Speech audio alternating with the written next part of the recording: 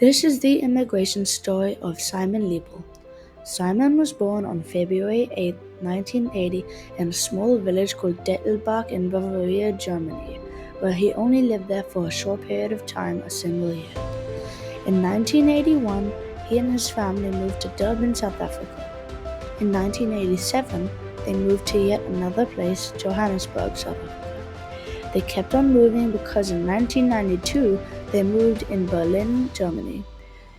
Then in 1996 he moved to London, where he would go to the University of Edinburgh at the age of 18. After college, he moved to an apartment where he met his neighbor, Lily Claybrook King.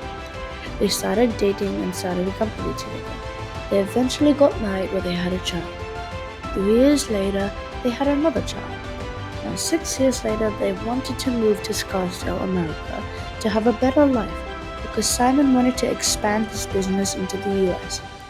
For Simon, it was overall a very positive experience, and he was pleasantly surprised that despite the amount of paperwork, documentation, regulations, it was all very manageable.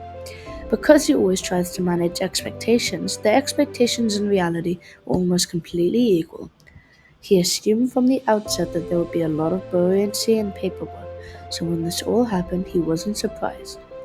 A lot of it was a lot more straightforward than he thought.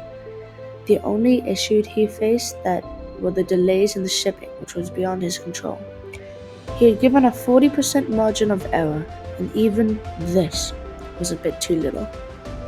So, despite moving out of his London home much earlier just to ship everything, he still had to wait a whopping month for it to arrive. He didn't miss a lot of the UK given he was there for travel and work at least 1 or 2 times a month. But he did miss the banking systems, which were much more efficient than America's. He is 100% confident that moving to the US was the best decision that he has ever made for A, himself, B, his family, and C, his company. He loves the neighborhood and the school and the space.